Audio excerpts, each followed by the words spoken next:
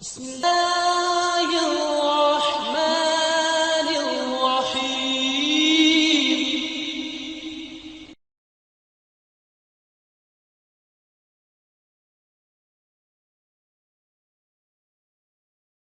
إن الحمد لله نحمده ونستعينه ونستغفره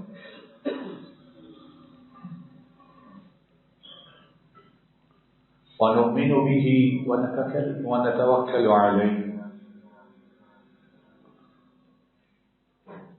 ونعوذ بالله من شرور أنفسنا ومن سيئات أعمالنا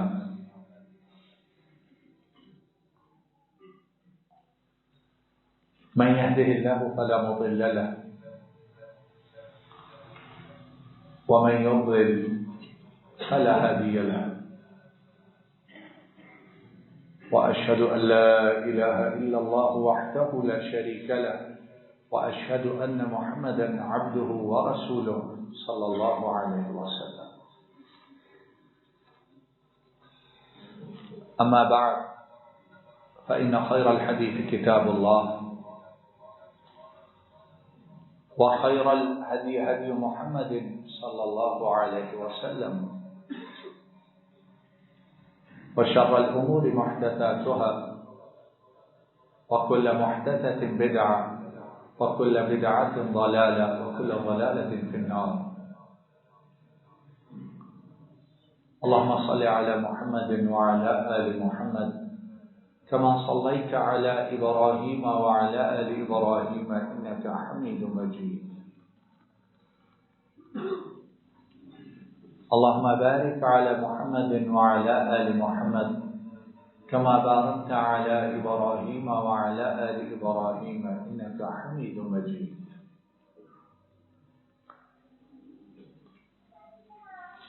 لقد روى الإمام البخاري عن سلمان رضي الله تعالى عنه قال النبي صلى الله عليه وسلم لا يغتسل رجل يوم الجمعة ويتطهر ما استطاع من الطهر ويدهن من دهنه أو يمس من طيب بيته ثم يخرج فلا يفرق بين اثنين ثم يصلي ما كتب له ثم ينصت إذا تكلم الإمام إلا غفر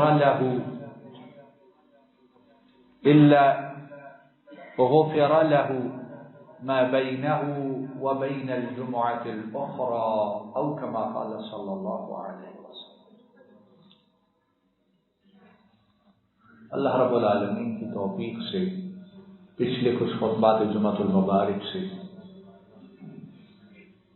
جمعہ، اس کے فضائل اور اس کے مسائل، ان کے متعلق گفتگو کر رہے ہیں. تو پچھلے خطبہ جمعۃ المبارک میں ہم نے جو باتیں، جو مسائل سنے، ان میں سے ایک بڑی ضروری، اہم اور نبی کریم صلی اللہ علیہ وسلم کی انتہائی تاکید کے ساتھ فرمائی گئی یہ بات تھی کہ جمعہ کے لیے جو آئے بالغ ہو تو اس پر غسل کرنا واجب ہے. جتنی طہارت حاصل کر سکتا ہے اچھی طرح صفائی ستھرائی کر کے آئے. اس کے بعد تیل لگائے اور اپنے گھر کی خوشبو اسے لگا کر استعمال کر کے آئے. یعنی زیب و زینت کے لیے، مرد کے لیے جو چیزیں ثابت ہیں، ضروری ہیں، انہیں حاصل کر کے، انہیں اختیار کر کے مسجد میں آئے۔ اور یہاں یہ بات ضروری ہے کہ خواتین وہ جب مسجد کے لیے آئیں گی تو وہ خوشبو کا استعمال نہیں کریں گی۔ خوشبو کا یہ استعمال صرف مردوں کے لیے۔ خواتین آئیں خوشبو کے بغیر آئیں اور مکمل حجاب اور پردے کے ساتھ آئیں۔ اور اللہ رب العالمین نے توفیق عطا کی تو اس کے متعلق مستقل گفتگو کریں گے کہ خاتون کا خوشبو لگا کر باہر نکلنا حرام ہے اور بہت بڑا گناہ ہے۔ اور نبی کریم صلی اللہ علیہ وسلم ایسی خاتون جو خوشبو لگا کر باہر نکلے، آپ نے اس کے متعلق بڑے سخت الفاظ استعمال فرمائے۔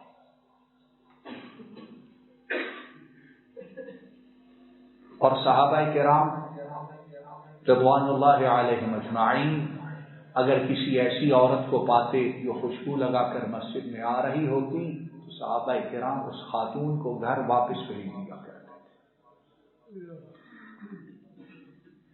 کہاں گئی ہماری مسلمان، کہاں گیا ہمارا ایمان، اور کہاں گئی ہماری قرآن و سنت کے ساتھ تعلق، وابستگی اور اس پر عمل۔ تو یہ خوشبو جو لگانا ہے یہ مردوں کے لیے۔ تو ارشاد فرمایا نبی کریم صلی اللہ علیہ وسلم نے، جس نے غسل کیا جمعہ کے دن، اچھی طرح طہارت حاصل کی، تیل لگایا اور اپنے گھر میں سے خوشبو استعمال کر کے لگا کے نکلا، پھر مسجد کی طرف روانہ ہوا اور دو کے درمیان اس نے تفرقہ نہیں ڈالا ہے، یعنی کسی کو تنگ نہیں کیا ہے، لڑائی جھگڑا نہیں کیا ہے، بدزبانی نہیں کی ہے، کسی کو اذیت نہیں دی ہے۔ مسجد آ گیا اور پھر آ کر جتنا اللہ رب العالمین نے اس کی قسمت میں لکھا ہے، خطبہ سے پہلے اس نے نوافل ادا کی۔ اور پہلے ہم سن چکے ہیں کہ مسجد میں جو بھی آئے، جس وقت بھی آئے، بیٹھنے سے پہلے 2 رکعت تحیۃ المسجد ادا کرنا وہ لیے کیا ہے؟ ضروری ہے۔ کہ اللہ رب العالمین کا گھر ہے تو جس طرح دوسرے گھروں میں جانے کے آداب ہیں تو اس گھر کا کوئی ادب اور اس گھر کا کوئی قانون نہیں ہوگا۔ آؤ 2 رکعت ادا کرو پھر بیٹھو۔ تو فرمایا جو پھر آیا مسجد میں 2 کے درمیان تفرقہ نہیں ڈالا اور بیٹھنے سے پہلے جتنا اللہ رب العالمین نے اس کی قسمت میں لکھا ہے اس نے نماز پڑھی۔ اور مراد یہ ہے اگر خطبہ شروع ہو چکا ہے تو 2 پڑھے گا اور بیٹھ جائے گا، اور اگر خطبہ شروع نہیں ہوا تو تب چاہے تو 2 پڑھ کے بیٹھ جائے اور چاہے تو اور زیادہ بھی 2 کر کے پڑھ سکتا ہے۔ فرمایا پھر اس نے خطبہ کو خاموشی کے ساتھ سنا، توجہ کے ساتھ سنا۔ جب امام نے گفتگو کی، امام نے خطبہ دیا، تو جس نے یہ سارا کچھ کیا، فرمایا کہ 2 جمعوں کے درمیان کے اس کے گناہ اللہ رب العالمین معاف فرما دیتے ہیں۔ 2 جمعوں کے درمیانی گناہ اللہ جل شانہ اس کے معاف فرما دیتے ہیں۔ تو اب دیکھ لیجئے کہ ساری باتوں کے ساتھ ساتھ خطبہ جمعہ اس کو توجہ اور خاموشی سے سننا کتنا ضروری ہے اور اس کا فائدہ مجھے اور آپ کو کتنا زیادہ ہے۔ اور جو عام طور پر یہ کہتے ہیں جی آخر میں جائیں گے یا درمیان میں جائیں گے یا جب نماز کھڑی ہوگی تب جائیں گے، وہ کتنا اجر و ثواب اپنا ضائع کرتا ہے۔ اور یہاں یہ بھی یاد رکھیے، ایک ہے کسی مجبوری کی وجہ سے دیر ہو جانا، اس کا مسئلہ اور ہے، اور ایک یہ ہے کہ جان بوجھ کر دیر کر کے آنا۔ اس فرق کو سمجھیے، ایک ہے غلطی سے، مجبوری سے، کو عذر ہے، کو تکلیف ہے، کو پریشانی ہے، یا کسی ایسی جگہ پھنس گئے ہیں کہ خطبہ سے پہلے پہنچ نہیں سکے۔ امید ہے اللہ رب العالمین معاف کرنے والے، لیکن جو جان بوجھ کر سارے دن کا اپنا شیڈیول ہی اس طرح بناتے ہیں کہ پہنچنا تب ہے جب خطبہ کا آخری حصہ ہوگا یا 2 رکعت رہ جائے گی، جان بوجھ کر ایسا کرنے والا خوف یہ ہے کہ اس کا جمعہ قبول ہی نہ کیا جائے۔ کیوں؟ کہ یہ معاملہ اس کے ساتھ ہے جو دلوں کے حالوں کو، سینوں کے اندر چھپی ہوئی ہر چیز کو جانتا ہے۔ تو اللہ رب العالمین ان کی طرف سے فرض کردہ جمعہ، اس کا خطبہ اگر دل میں نیت پہلے ہی ہو، سننا نہیں یا تھوڑا سننا یا آخری سننا ہے، وہ اللہ جل شانہ بڑی غیرت والے ہیں۔ وہ مالک الملک، میرا آپ کا کسی کا محتاج نہیں ہے۔ اس لیے ہر شخص اپنے لیے انتہائی کوشش کرے کہ وہ خطبہ جمعہ اس کی ابتدا سے پہلے پہنچا ہو، تاکہ یہ اجر و ثواب بھی حاصل کر لے، اور اس کا ذمہ جو فرض ہے، خطبہ جمعہ سننا فرض ہے، اس فرض کو بھی پوری اچھی طرح اس کی ادائیگی ہو جائے۔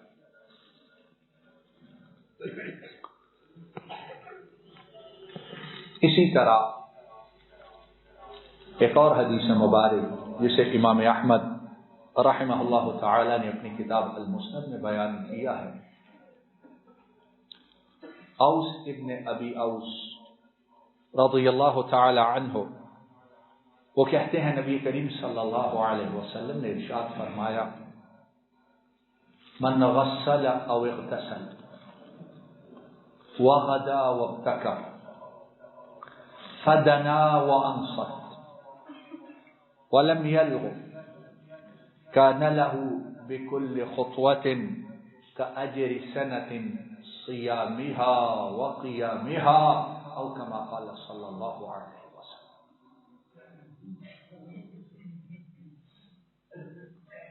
اس حدیث مبارک کا ترجمہ سننے سے پہلے اگر یہ حدیث نبی کریم صلی اللہ علیہ وسلم سے ثابت نہ ہوتی تو اس کو کہنے کی کوئی جرات نہیں کر سکتا تھا۔ اتنا اجر و ثواب، اتنا اجر و ثواب، اتنا اجر و ثواب صرف ایک جمعہ اس کے لیے اہتمام کرنے کا، اس کو سننے کا اور توجہ کے ساتھ مسجد میں حاضری کا۔ نبی کریم صلی اللہ علیہ وسلم نے ارشاد فرمایا کہ جس نے غسل کیا اچھی طرح اور جلدی صبح صبح مسجد میں آ گیا اور آ کر خاموشی اور توجہ کے ساتھ خطبہ سنا اور دوران خطبہ کوئی بیہودہ حرکت نہیں کی ہے، اور ممکن ہے کسی کے ذہن میں خیال آئے کہ مسجد میں آنے والا کیا بیہودہ حرکت کرے گا۔ جمعہ کے لیے جو آدمی بیٹھا ہے اگر وہ موبائل کھول کے دیکھتا ہے اس نے بہت بیہودہ حرکت کی۔ جمعہ کے لیے آنے والا اگر سامنے پڑی ہوئی کنکریاں، مسجدوں میں اس وقت کنکریاں ہوتی تھیں، چھوٹے سنگریزے، اگر اس نے ان کو چھیڑا، ان کے ساتھ کھیلا، تو نبی کریم صلی اللہ علیہ وسلم نے فرمایا اس نے بھی بیہودہ حرکت کی۔ تو بات سمجھ کے آتی ہے کہ آنے والا دل دماغ کی حاضری کے ساتھ خطبہ جمعہ کو سنے۔ فرمایا آیا، توجہ سے سنا اور اس نے کوئی بیہودہ حرکت نہیں کی۔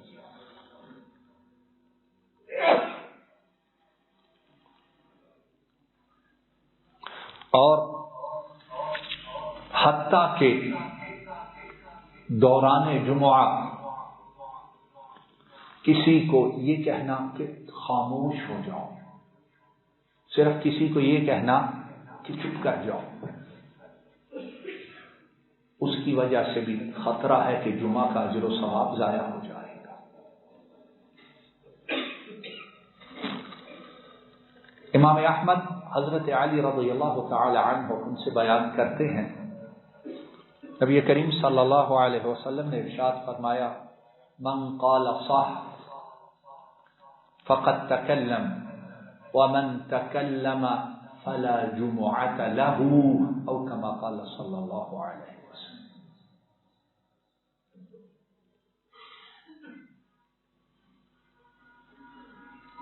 ہم لوگ اپنی دنیا داری میں جہاں کام ہے، جہاں مطلب ہے، جہاں مصلحت ہے، یہاں جہاں اپنے سے بڑوں کے پاس گئے ہیں، تو ہم لوگ وہاں جاتے ہوئے آداب کا، ایٹیکیٹس کا، قواعد کا کتنا خیال رکھتے ہیں کہ نہیں رکھتے؟ کسی بڑے کے پاس جائیں، ہمارا سانس نہیں نکلتا ہے، کھانسی آ جائے، چھینک آ جائے، رومال منہ کے آگے رکھتے ہیں اور 10 بار کہتے ہیں سوری سوری سوری، اور زیادہ ہو تو ویسے ہی باہر نکل جاتے ہیں۔ لیکن اللہ رب العالمین کا گھر ہے، اس کی حیثیت ہی کوئی نہیں ہے۔ باہر موبائل پہ باتیں کرتے آتے ہیں، اندر تک اس کو دیکھتے آتے ہیں، اور بعض اللہ کے بندے ایسے ہیں گفتگو کرتے ہوئے مسجد میں آتے ہیں، اور اتنی بلند آواز سے گفتگو کرتے ہیں کہ نماز پڑھنے والا، قرآن پڑھنے والا، دعا مانگنے والا سارے اذیت محسوس کرتے ہیں، اور روکا جائے تو اسے اپنی اہانت اور توہین سمجھتے ہیں۔ کون ہے ہمیں روکنے والا؟ دوران نماز بچتے ہیں، نکال کے دیکھتے ہیں، خطبہ جمعہ ہو رہا ہے اور پتہ نہیں کون کون سی ایپس کھول کے تو اس کو دیکھ رہے ہیں۔ منع کیا جائے تو تکبر، کبر اور غرور کی وجہ سے سمجھتے ہماری بے عزتی ہوئی ہے۔ امام الانبیاء نے فرمایا، جس نے دوران جمعہ، خطبہ جمعہ صرف یہ کہا خاموش کسی کو، تو فرمایا اس نے گفتگو کی، اور جس نے گفتگو کی اس کا جمعہ ضائع ہو گیا۔ صحیح حدیث ہے۔ تو اب میں اور آپ اپنی جمعہ کی اور باقی نمازوں کی فکر کریں، آگے ہمارے پلے، ہمارے دامن میں کیا ہے۔ اس لیے سب سے پہلے میرے لیے اور پھر آپ کے لیے، جب آئیں تو اس چھوٹے سے آلے کو بند کر کے آئیں، اور کوشش کریں کہ مسجد میں جیب سے نہ نکلیں۔ اس کے بغیر بھی تو دنیا پہلے چلتی تھی یا رک گئی تھی، اور لوگ جب یہ نہیں تھا تب بھی کامیاب تھے یا ناکام تھے؟ بولیے، کامیاب تھے کہ ناکام تھے؟ اور ہمارے اسلاف اور آباء و اجداد جنہوں نے دنیا ساری اپنے پیروں کے نیچے رون دی، ان کے ہاتھوں میں، ان کی جیبوں میں کتنے موبائلز ہوتے ہیں؟ تو کیا معلوم ہوا کہ دوران خطبہ کسی چیز کو چھیڑنا،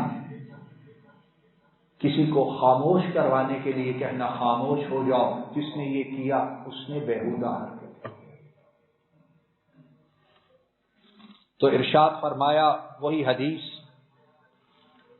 دوبارہ، اور درمیان میں میں نے یہ حدیث مبارک اس لیے پڑھی تاکہ ہمیں سمجھ آ جائے کہ کون کون سی حرکات ہیں جن کی وجہ سے خطبہ جمعہ اس کا اجر و ثواب ضائع ہو جاتا ہے۔ تو ارشاد فرمایا، جس نے اچھی طرح غسل کیا، جلدی صبح سویرے مسجد میں آیا، توجہ سے امام کا خطبہ سنا، اور اس نے کوئی بیہودہ حرکت نہیں کی، نہ گفتگو کی، نہ اشارہ کیا، نہ کسی چیز سے کھیلا، متوجہ ہو کر سنتا رہا۔ فرمایا توجہ کیجیے، صحیح ثابت حدیث ہے، فرمایا وہ جو قدم اٹھا کر مسجد کی طرف آیا ہے، ہر قدم کے بدلے ہر قدم کے بدلے اسے 1 برس قیام کرنے کا اور روزے رکھنے کا ثواب ملتا ہے۔ صحیح ثابت شدہ انشاءاللہ حدیث۔ کتنا ثواب ملتا ہے؟ ہر قدم پر 1 برس قیام کرنے کا اور 1 برس روزے رکھنے کا۔ اب میں اور آپ دیکھیں کہ ہم ہر ہفتہ اللہ رب العالمین کی کتنی رحمتوں کو جو انتظار میں ہے، کون اپنے دامن میں بھر لے، ہم کتنے ہیں جو ان رحمتوں سے محروم رہ جاتے ہیں۔ اور ہمیں اللہ کی رحمتوں کی ضرورت ہے کہ نہیں ہے؟ کیوں جی، ہے کہ نہیں؟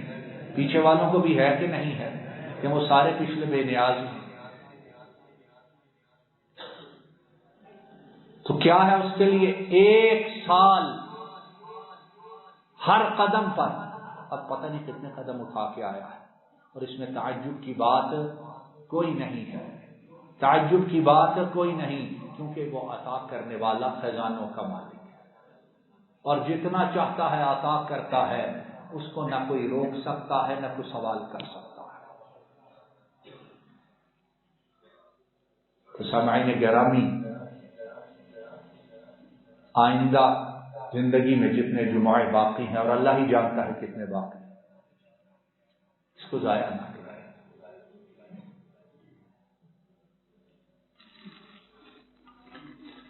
اسی طرح جمعہ میں جو آئے اور تاخیر سے آئے، لیٹ ہو جائے، تو اسے چاہیے کہ پیچھے جہاں جگہ ملے وہاں بیٹھ جائے۔ بعض دیر سے آنے والے، لیٹ آنے والے آئے دیر سے، اور اب انہیں جگہ جو ہے وہ آگے چاہیے، وہ پیچھے بیٹھنا گوارا نہیں کر سکتے۔ اس کی گردن سے پھلانگ، اس کو پیچھے ہٹا، اس کو تکلیف دے، اس کو ادھر کر، انہوں نے آگے آ کے بیٹھا۔ اللہ کے بندے اگر یہی چاہتا ہے اور بڑی اچھی چاہت ہے تو پہلے آؤ اور آگے آ کے بیٹھو۔ دنیاوی طور پر کسی مجلس میں جاؤ، کسی گیدرنگ میں جاؤ، کسی میٹنگ میں جاؤ، بڑے لوگ بیٹھے ہوں تو دیر سے آنے والا کبھی آگے آنے کی ضرورت کرتا ہے؟ اگلے اٹھا کے پیچھے پھینکتے۔ جہاں جگہ ملتی ہے لیٹ آنے والے دبک کر، گھبرا کر وہیں پر بیٹھ جاتے۔ لیکن اللہ کے گھر میں آنے والے بعض چودھری ٹائپ ایسے ہیں، انہیں جب تک آگے جگہ نہ ملے انہیں ہوتا ہے ہماری حیثیت وہ کم ہو گئی۔ نبی کریم صلی اللہ علیہ وسلم نے اس بات سے سختی سے منع فرمایا۔ امام ابن ماجہ حضرت جابر بن عبداللہ رضی اللہ تعالی عنہ سے بیان کرتے ہیں، ان رجلا دخل المسجد يوم الجمعة ورسول الله صلى الله عليه وسلم يخطب فجعل يتخطى الناس فقال صلى الله عليه وسلم اجلس فقد آذيت وآنيت أو كما قال صلى الله عليه وسلم۔ نبی کریم صلی اللہ علیہ وسلم جیسا کہ حضرت جابر بن عبداللہ بیان فرماتے ہیں، نبی کریم صلی اللہ علیہ وسلم جمعہ کا خطبہ ارشاد فرما رہے تھے، تو ایک آدمی آیا اور اس نے لوگوں کو پھلانگنا شروع کیا، اس کو پیچھے ہٹایا، اس کی گردن سے پھلانگا، ان کے درمیان سے گزرا، اور گزرتے گزرتے اس نے کوشش کی کہ آگے جا کے بیٹھے۔ تو نبی کریم صلی اللہ علیہ وسلم آپ نے دوران خطبہ ارشاد فرمایا اجلس، بیٹھ جا، جہاں جگہ ملی ہے وہیں بیٹھ جا۔ دیر سے آئے ہو اور آنے کے بعد بیٹھے ہوں کو تکلیف دیتے ہو، اس لیے بہتر، پسندیدہ اور افضل بات یہ ہے کہ پہلے آیا جائے، کسی سبب سے دیر سے آئے تو پھر جہاں جگہ ملے وہیں پر بیٹھ جائے۔ اسی طرح جو جمعہ ہے اس کے خطبے 2 ہیں۔ خطبے کتنے ہیں؟ آج ہمارے کتنے خطبے دیتے ہیں؟ پہلے بیان ہوتا ہے، پھر بیٹھتے ہیں، پھر لوگ ظہر احتیاطی پڑھتے ہیں، پھر اس کے بعد جمعہ شروع ہوتا ہے، پھر اس کے بعد بیٹھتے ہیں، پھر عربی کا خطبہ ہوتا ہے۔ معلوم نہیں یہ باتیں لوگوں نے کہاں سے لی۔ نبی کریم صلی اللہ علیہ وسلم آپ کا طریقہ مبارک کیا تھا کہ آپ 2 خطبے دیتے اور دونوں کے درمیان تھوڑی دیر کے لیے بیٹھتے۔ یہ نبی کریم صلی اللہ علیہ وسلم کا طریقہ ہے۔ اور جب دوسرے خطبے سے فارغ ہوتے، منبر سے تشریف لاتے، نیچے مصلی پہ کھڑے ہوتے اور 2 رکعت فرض نماز اس کی امامت کرواتے اور صحابہ آپ کے پیچھے جمعہ کی 2 فرض رکعات وہ ادا کرتے۔ امام مسلم حضرت جابر بن سمرہ رضی اللہ تعالی عنہ، کتاب کا نام بھی یاد کیجئے، صحابی کا نام بھی یاد کیجئے، تاکہ اگر آپ نے کسی سے پوچھنا ہو تو ان سے جا کے اس کی تاکید بھی کیجئے، ویریفائی بھی کیجئے، اور ان سے پوچھئے کہ جو آپ ہمیں جمعہ پڑھاتے ہیں 2-2 3-3 4-4 جو آپ لوگ خطبے دیتے ہیں وہ نبی کریم صلی اللہ علیہ وسلم کہاں سے ثابت ہے؟ امام مسلم جابر بن سمرہ رضی اللہ تعالی عنہ ان سے بیان کرتے ہیں، وہ کہتے ہیں كانت للنبي صلى الله عليه وسلم خطبتان يجلس بينهما يقرأ القرآن ويذكر الناس أو كما قال صلى الله عليه وسلم۔ حضرت جابر بن سمرہ وہ کہتے ہیں نبی کریم صلی اللہ علیہ وسلم آپ کے خطبے 2 ہوتے تھے اور دونوں کے درمیان آپ بیٹھتے تھے، یعنی ایک ختم ہوا تشریف رکھی، پھر کھڑے ہوئے، پھر دوسرا خطبہ ارشاد فرمایا۔ اور ان دونوں خطبوں میں کیا کرتے تھے؟ آپ قرآن کریم کی تلاوت بھی کرتے تھے اور لوگوں کو واعظ و نصیحت وہ بھی فرمایا کرتے تھے۔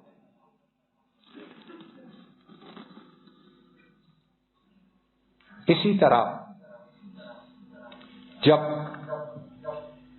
جمعہ کی نماز، فرض نماز امام کے ساتھ 2 رکعت ادا کر لی ہے تو اس کے بعد کتنی سنتیں ادا کی جائیں؟ اسی مقام سے انشاءاللہ آئندہ خطبہ جمعۃ المبارک کی ابتدا کریں گے۔ وآخر دعوانا ان الحمد للہ رب العالمین۔ ان الحمد للہ نحمده ونستعینه ونستغفره ونؤمن به ونتوکل علیہ ونعوذ بالله من شرور أنفسنا ومن سيئات أعمالنا، من يهده الله فلا مضل له ومن يضلل فلا هادي له، وأشهد أن لا إله إلا الله وحده لا شريك له، وأشهد أن محمدا عبده ورسوله صلى الله عليه وسلم۔ إن الله وملائكته يصلون على النبي يا أيها الذين آمنوا صلوا عليه وسلموا تسليما۔ اللهم صل وسلم على نبينا محمد وعلى آله وأصحابه وأهل بيته وأتباعه إلى يوم الدين السلام علیکم ورحمۃ اللہ۔ یہ ڈاکٹر فضل الہی صاحب کا آفیشیل یوٹیوب چینل ہے، اس کو لائک، سبسکرائب اور شیئر کریں اور بیل آئیکن پریس کریں تاکہ نئے آنے والی ویڈیوز کا نوٹیفیکیشن آپ کو موصول ہو سکے۔ جزاکم اللہ خیر۔